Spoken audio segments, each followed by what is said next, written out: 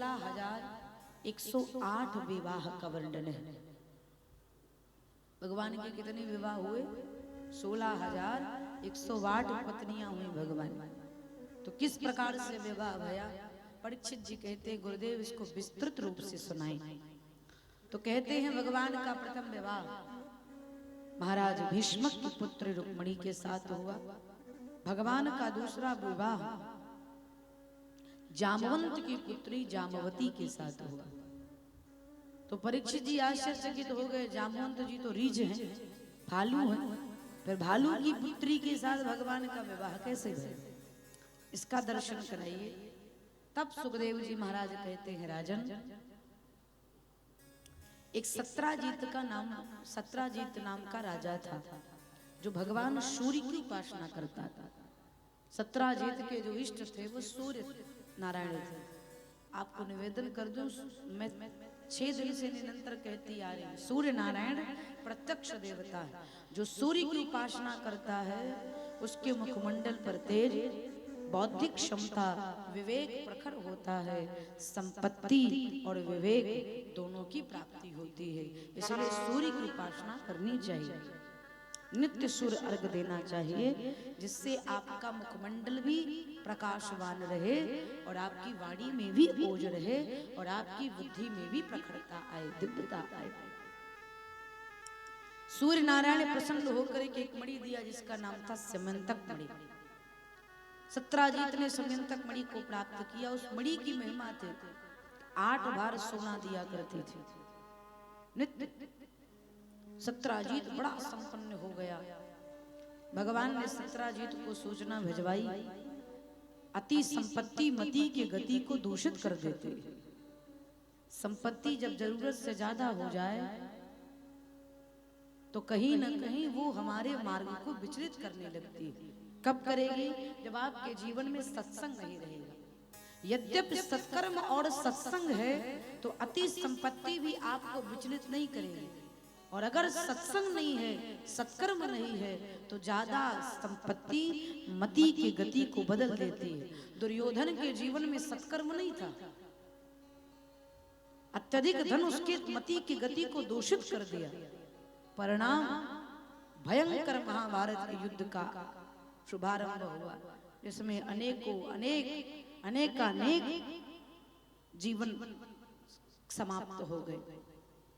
संपत्ति अर्जित करना अच्छी बात है, लेकिन संपत्ति का सदुपयोग करना भी सीखें। शास्त्र कहता है संपत्ति का 3 रूप है। पहला है सत्कर्म, दूसरा है सुख और तीसरा है नाश। पहला सत्कर्म है। अगर 100 रुपए कमाए हैं तो उसमें से 1 रुपए ही सही, 99 रुपए खर्चा करिए, लेकिन इसमें से 1 रुपया अपने सत्कर्म के लिए रखिए। आज ही भैया लोग मिलने आए थे, पांडव पांचों। उत्तम भैया कहाँ है? नहीं है, व्यवस्था देख रहे हैं। पांडव उत्तम भैया के 5 मित्र हैं, दीक्षित भैया, और इनकी समिति का नाम है 5 पांडव। 5 लोग हैं इसलिए पांडव पड़ गया है। ये प्रतिवर्ष तीर्थ यात्रा करने जाते हैं 5। और आज मुझे पता चला, उन्होंने कहा कि दीदी, और वास्तव में गृहस्थ जीवन में रह करके तीर्थ यात्रा करना, सत्कर्म करना, दान पुण्य करना बड़ा कठिन कार्य है। हम सोचे कि हमारे पास इतना धन हो जाए कि हम दान करें, तो उतना धन कभी नहीं होगा। जितना धन है उसी में से निकाल करके सत्कर्म करने का प्रयत्न किया जाए। ये लोग भी यही करते हैं, वर्ष भर में उसके निमित्त धन निकालते हैं, जिससे तीर्थ यात्रा कर सके, सत्कर्म कर सके, दान पुण्य कर सके। तो हमारा आपका भी धर्म है कि 100 रुपया कमाओ तो 99 रुपए परिवार वालों के पीछे लगाओ, लेकिन 1 रुपया परमात्मा और सत्कर्म के लिए लगाओ। क्यों? जब तक आपका हाथ पैर चल रहा है, खूब सत्कर्म कर लीजिए, खूब माला कर लीजिए, खूब भजन कर लीजिए, आखिरी में क्या हो कुछ पता नहीं। सत्कर्म करिए, खूब सत्कर्म करिए। सब लोग कहते हैं ना, अरे सब कुछ हमारे हाथ में है, जब चाहूंगा तब दान कर दूंगा। ये भ्रम है हमारा आपका। सोच लो, सब कुछ आपके हाथ में है, ऐसा आप विचार करते। मेरा मानना है सब कुछ हमारे हाथ में हो सकता है, लेकिन हमारा हाथ ही हमारे हाथ में नहीं है। हमारा हाथ ही हमारे हाथ में नहीं है। अगर हाथ हमारे हाथ में है तो लकवा मार देता है, उठता ही नहीं है। अगर हमारे हाथ में है तो उठना चाहिए, नहीं उठ पाता। सावधान, इस भ्रम में ना रहा जाए। जब तक भगवान करवाए खूब करिए। इको कम करिए बाबू।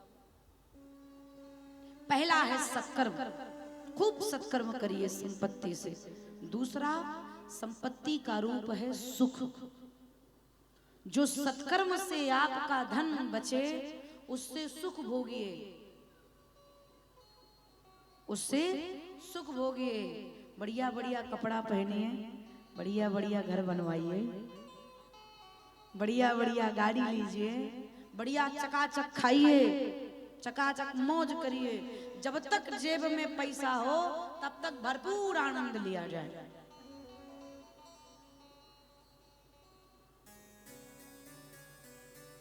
हमारे महाराज जी, पूज्य राजन जी महाराज, एक बार वार्तालाप हो रही थी, बैठक बैठी थी। उन्होंने कहा, दीदी एक जगह मैं कथा करने के लिए गया, बड़ी ऊंची पार्टी थी। हमने कहा अच्छा। बोले कि वो बहुत अच्छे पद पर थे, तो उनके पास समय कम था, तो उन्होंने कथा की जो व्यवस्था थी अपने मैनेजर साहब को दे दिया था, अपने सचिव को दे दिया था कि देख रेख करिएगा। और जो उनका मैनेजर था ना, जो उनका मैनेजर था वो एमडी था। एमडी, एमडी का मतलब जानते हैं? हाँ, मानसिक दरिद्र। एमडी का मतलब है आप वाला एमडी नहीं, वो वाला एमडी, मानसिक दरिद्र। धन से नहीं, मानसिक दरिद्र। हमने कहा महाराज जी ऐसा क्यों? बोले दीदी 9 दिन कथा गाया और 9 के 9 दिन सिर्फ एक सब्जी, पत्ता गोभी की सब्जी खिलाया, पूरे 9 दिन। ये किसका करते है? ये दरिद्रता की निशानी है। मानसिक दरिद्र नहीं होना चाहिए। अगर आपके पास धन है तो उससे आप भी सुख भोगिए और दूसरे को भी सुख प्रदान करिए। कई लोग इतनी दरिद्रता दिखाते हैं कि यहाँ से लेकर रायपुर तक चले जाएंगे अपने दोस्तों के साथ, लेकिन चाय नहीं पिएंगे। क्यों? हम पिएंगे तो इसको भी पिलाना पड़ेगा, 20 रुपया खर्चा हो जाएगा है? ऐसा जीवन जीने वाला संपत्ति का सुख नहीं भोग पाता। ऊपरा लेके जाओगे हो हैं? क्यों फ्लाइट वाइट बनवाना है? बढ़िया, जब तक संपत्ति है खूब सदुपयोग करिए। बढ़िया बढ़िया कपड़ा पहनो, बढ़िया बढ़िया गाड़ी खरीदो, मौज मस्ती करो, आनंद में रहो। एक कपड़ा 3-4 महीना पहनो फिर रिजेक्ट कर दो, नया नया बनवाओ। कई लोग कपड़े भी पहनने में दरिद्रता दिखाते हैं। अलमारी में नया कपड़ा पहने रहेंगे, कहीं जाएंगे तो बिल्कुल फटे पुराने कपड़े पहने। क्यों? नया वाला कपड़ा शादी के लिए रखा, कहीं शादी विवाह होगा तो जाओ। नहीं, खूब सुख भोगी, खूब। संपत्ति का पहला रूप है सत्कर्म, दूसरा रूप है सुख और तीसरा रूप है नाश। तीसरा स्वरूप है संपत्ति का नष्ट होना। और नष्ट तो कोई भी कर सकता है, पुत्र भी कर सकता है, बहू भी कर सकती है। एक व्यक्ति परिवार में नालायक निकल जाए, आपकी करोड़ों की संपत्ति 2 महीना में मिट्टी पलीत कर देगा, लाभ होने वाला नहीं है। इसलिए जब तक आपके हाथ में है खूब सत्कर्म करिए और खूब सुख भोगिए। अगर तालाब से पानी प्रयोग ना किया जाए, निकालते ना रहें, उसका प्रयोग नहीं करते रहेंगे तो उसमें कीड़े पड़ जाएंगे, पानी दूषित हो जाएगा। उसी प्रकार से हमारी संपत्ति है, अगर उसको निकाल करके उससे दान पुण्य सत्कर्म नहीं करेंगे तो या तो वो डॉक्टर के पास चला जाएगा या तो फिर जुआ आज में वेस्ट हो जाएगा, सही तरीके से सदुपयोग होने वाला नहीं है। दर्शन करें। भगवान ने सत्राजीत को सूचना भिजवाई कि आप इस मणि को ले जा करके महाराज उग्रसेन को दे दीजिए, जिससे राजकोष में धन आ जावे तो प्रजा का पालन पोषण हो सके। सत्राजीत ने भगवान को मना कर दिया, क्या कह करके नहीं दूंगा ऐसा नहीं कहा। उसने कहा कि सूर्य भगवान के द्वारा दिया गया प्रसाद है और अपने इष्ट का प्रसाद में वितरण नहीं कर सकता। परिणाम भगवान ने मांगा, मणि के लिए मना कर दिया और उसके छोटे भाई प्रसेनजीत ने मांगा, वह मणि प्रसेन को प्रदान कर दिया। प्रसेन ने मणि को धारण करके भ्रमण करने के लिए निकला, शेर के हाथों मारा गया। शेर के पास वो मणि, सो महाराज जामवंत जी ने शेर को पराजित करके मार करके वह मणि ले जा करके अपनी पुत्री जामवती को दे दिया। अब सत्राजीत ने देखा कि ना तो प्रसेन आया ना तो समयंतक मणि, तो सत्राजीत के मन में आया कि द्वारिकाधीश बचपन के चोर हैं, उन्होंने मुझसे मांगा और मैंने नहीं दिया, हमें लगता है हमारी मणि चुरा ले गए। ये बात धीरे धीरे भगवान तक पहुंची तो भगवान गर्गाचार्य जी के पास गए। गुरुदेव, बचपन में खेल खेल में किया गया कृत्य आज हमारे लिए बुरा साबित हो रहा है। सत्राजीत कहता है कि मैं चोर हूं। तब गर्गाचार्य जी कहते, आपने भाद्र पक्ष के चतुर्थी के चंद्रमा का दर्शन किया है, इसलिए आपके मस्तक पर मिथ्या कलंक लगा है। भाद्र पक्ष के चतुर्थी के चंद्रमा का दर्शन नहीं करना चाहिए। जो भाद्र पक्ष के चतुर्थी के चंद्रमा का दर्शन करता है उसके मस्तक पर मिथ्या कलंक लगता है। मिथ्या दोष मतलब झूठा आरोप, वो भयानक लगता है। गर्गाचार्य जी ने कहा कि आपके ऊपर मिथ्या कलंक लगा है। भगवान कहते हैं, गुरुदेव मैं ही इसको समाप्त करूंगा। भगवान चाहते तो उस जैसी 10 समयंतक मणि तुरंत प्रकट करके सत्राजीत को दे देते, लेकिन ऐसा किया नहीं। बोले मणि भी ले आऊंगा और प्रमाण भी ले आऊंगा। भगवान निकल पड़े। कुछ दूर गए तो प्रसेन का शव मिला। प्रसेन के शरीर पर सिंह के पैरों के नाखून के निशान देखा। आगे गया तो शेर का भी सिंह का भी शव मिला। सिंह के शरीर पर भालू के रोए दिखे तो भालू के रीझ के पद चिन्हों को देखते हुए भगवान उसके गुफा तक गए। भीतर गए तो जामवती जी मणि को लिए बैठे हैं। भगवान ने कहा, देवी ये मणि मुझे प्रदान कर दो, इस मणि के कारण मैं चोर साबित हो गया। भगवान ने कहा, क्षमा देवी। जामवती ने कहा, क्षमा करें, जब तक पिताजी नहीं आवेंगे तब तक मणि नहीं देंगे। भगवान जामवंत जी का प्रतीक्षा करने लगे। चुपचाप बैठकर प्रतीक्षा कर रहे थे। पीछे से जामवंत जी आए। भगवान से ना पूछा कौन हो तुम, कहां से आए हो, किस लिए आए हो, कुछ नहीं पूछा। जामवंत जी को लगा कि मणि के लिए ही आए होंगे, मणि का ही चोर होगा, और यूं समझ करके भगवान के पीछे से प्रहार कर दिया। बिंजो और कम करो भैया, और कम करिए। पीछे से भगवान के ऊपर प्रहार कर दिया। भगवान ने सोचा कि कम से कम कुशल क्षेम तो पूछ लेते, परिचय तो पूछ लेते। ना हेन देखा ना तेन देखा, सीधे भगवान के ऊपर प्रहार कर दिया। प्रहार करते करते कभी भगवान जामवंत जी को पटके, कभी जामवंत जी भगवान को पटके, करते करते 1-2 दिन नहीं 28 दिन तक युद्ध चला। कितने दिन तक?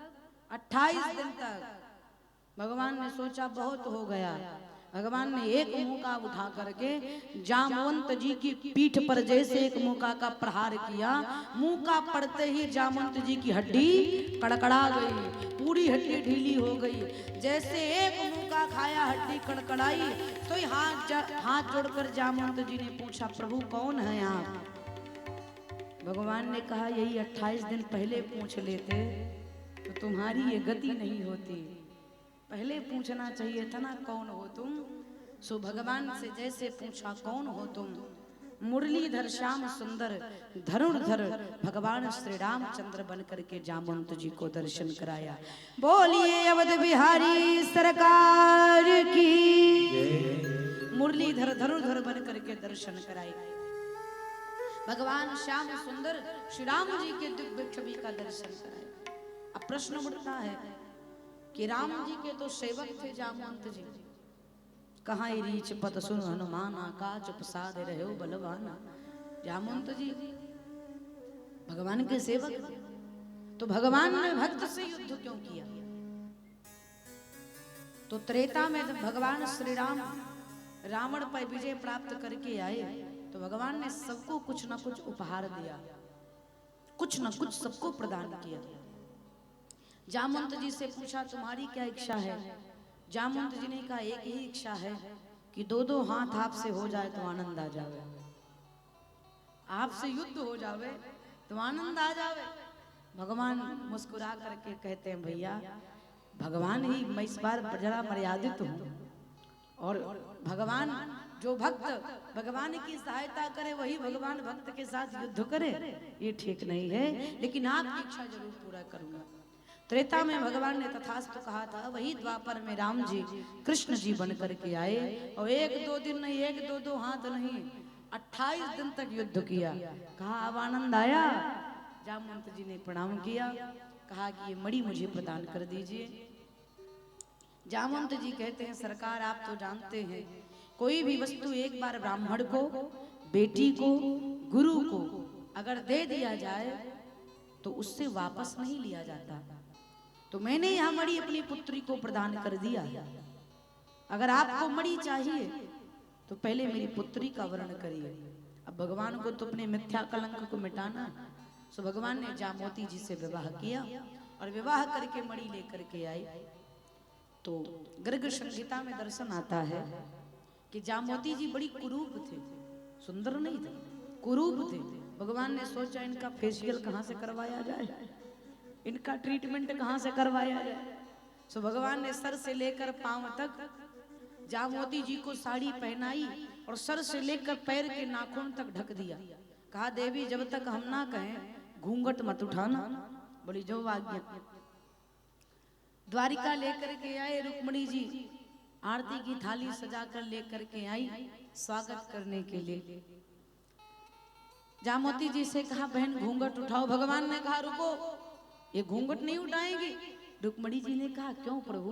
भगवान ने कहा, बड़ी सुंदर है, नजर लग जाएगी, बड़ी सुंदर है, नजर लग जाएगी, इसलिए घूंघट नहीं उठाने देंगे। रुक्मणी मैया ने कहा, अच्छा जैसे भी होंगे, लेकिन दिखती तो मेरे जैसी ही होंगे ना।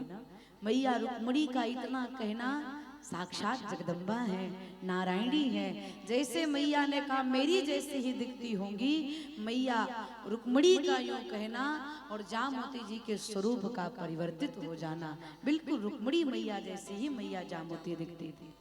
परिणाम बोले, देवी इनको भीतर ले जाओ, और हम मणि को लेकर पहले सत्राजीत के पास जाना। सत्राजीत के पास लेकर भगवान मणि पहुंचे। बोले, भैया ये तुम्हारी मणि और हमारी धर्म पत्नी ये प्रमाण, जामवती जी इसका प्रमाण है कि मणि मैंने नहीं, तुम्हारे छोटे भाई प्रसेन ने ली थी। सो सत्राजीत लज्जित हुआ, क्षमा कर दीजिए प्रभु। भगवान ने कहा, क्षमा कर दिया। सत्राजीत चला गया, लेकिन द्वारिका के लोग उसको अपशब्द कहने लगे, गाली देने लगे। अरे भगवान के ऊपर आरोप लगा दिया।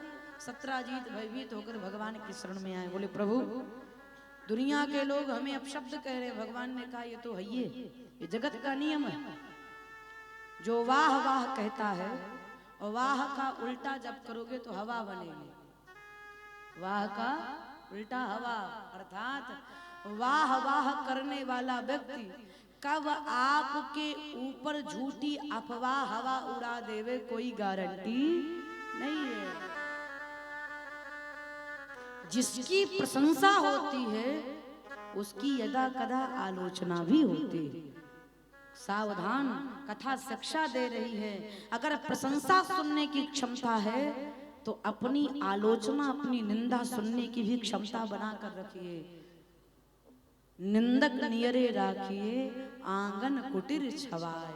आहा, प्रशंसा करने वाला तो दूर भी रहे ठीक है, लेकिन अगर निंदा करने वाला मिले ना तो उसे मिठाई खिलाकर पानी पिलाकर बैठाइए, कहिए अब हमारी बुराई करिए और आनंद आएगा। हाँ, भगवान ने कहा चाहते क्या हो? सत्राजीत कहते हैं प्रभु एक इच्छा है कि अगर आपसे मेरी रिश्तेदारी हो जाए तो दुनिया के लोग हमारे पर उंगली उठाना छोड़ दें। भगवान ने कहा भैया दुनिया के लोग हम ही को कौन छोड़ दिए, हमें भी तो नहीं छोड़े, लेकिन तुम चाहते हो, बताओ क्या चाहते हो? भगवान सत्राजीत कहते प्रभु मणि ले लीजिए। भगवान ने कहा ना, मणि तो बिल्कुल नहीं लेंगे। सत्राजीत कहते कुछ तो ले लो। भगवान कहते जो मर्जी वो दे दो लेकिन मणि मत दो। सत्राजीत बड़ा चतुर था, तुरंत अपनी पुत्री सत्यभामा को बुलाया और कहा प्रभु मणि नहीं ले सकते तो सत्यभामा को ले लो, मेरी पुत्री के साथ विवाह कर लो, मैं आपका ससुर बन जाऊंगा तो मेरा मान बढ़ जाएगा। भगवान ने कहा बड़ी विचित्र स्थिति है मेरी, मैं जाता हूँ किसी काम से और सब लोग शादी करवा दे रहे। तो भगवान का तीसरा विवाह सत्राजीत की पुत्री सत्यभामा के साथ हुआ। भगवान का चौथा विवाह सूर्य पुत्र यमराज की बहन कालिंदी के साथ हुआ। एक दिन अर्जुन और भगवान कृष्ण यमुना जी के तट पर भ्रमण कर रहे थे। भ्रमण करते करते अर्जुन दूर निकल गए, देखा कंठ भर जल में एक स्त्री मग्न होकर के हरे कृष्ण हरे कृष्ण हरे कृष्ण का जाप कर रही। अर्जुन ने कहा देवी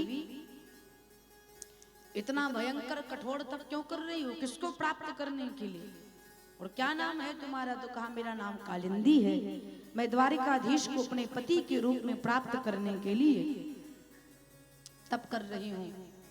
अर्जुन गए भगवान के पास, बोले सरकार आजकल आपके नवग्रह बड़े अनुकूल चल रहे हैं, जहाँ देखो वहीं पत्नियां स्त्रियां विवाह का प्रस्ताव लेकर के बैठी, एक देवी जी और वेटिंग रूम में प्रतीक्षा कर रही हूँ, चलिए। भगवान गए, कालिंदी का हाथ पकड़कर जल से बाहर निकाले और दिव्य वर्ण किया। इस प्रकार से भगवान का तीसरा विवाह चौथा विवाह कालिंदी के साथ हुआ। भगवान का पांचवा विवाह मित्रविंदा के साथ हुआ। भगवान का छठवां विवाह सत्या के साथ हुआ। भगवान का आठवां विवाह लक्ष्मणा के साथ हुआ। ये भगवान की 8 पटरानियां। भौमासुर नाम का एक दैत्य था जिसका नाम था नरकासुर। नरकासुर का नाम भौमासुर इसलिए पड़ा क्योंकि भूमि पर उसे कोई पराजित नहीं कर पा रहा था। देवताओं की मां अदिति के कुंडल को छीन कर लेकर के आया था, बड़ा प्रतापी था, कोई उसे पराजित नहीं कर पा रहा था। वो जितने राजाओं को जीतता बदले में उनकी कन्याओं का हरण करके लाकर बंदी बनाकर रखता। 16,100 स्त्रियों को बंदी बना लिया था। उसने सोचा था 16,108 हो जाएंगे तो सबके साथ विवाह करूंगा। एक दिन सत्यभामा को ज्ञात हुआ। सत्यभामा ने कहा नाथ आप जगत के पृथ्वी का भार उतारने के लिए आए हैं और 16,100 स्त्रियां भौमासुर के कारागृह में, उन पर भी कृपा करिए। भगवान ने कहा अच्छा। भगवान पहुंचे, भौमासुर को ललकार लगाई। भौमासुर के द्वार पर एक मुर्म नाम का दैत्य रहता था जिसके 5 शीश थे, बड़ा प्रतापी था। 5 शीश थे मुर्म के। भगवान ने एक ही साथ में 5 सुदर्शन चक्र चलाए और मुर्म नामक दैत्य के 5 शीश को काट दिया। मुर्म नामक दैत्य के शीश को काटा, इसलिए भगवान का एक नाम मुरारी पड़ गया।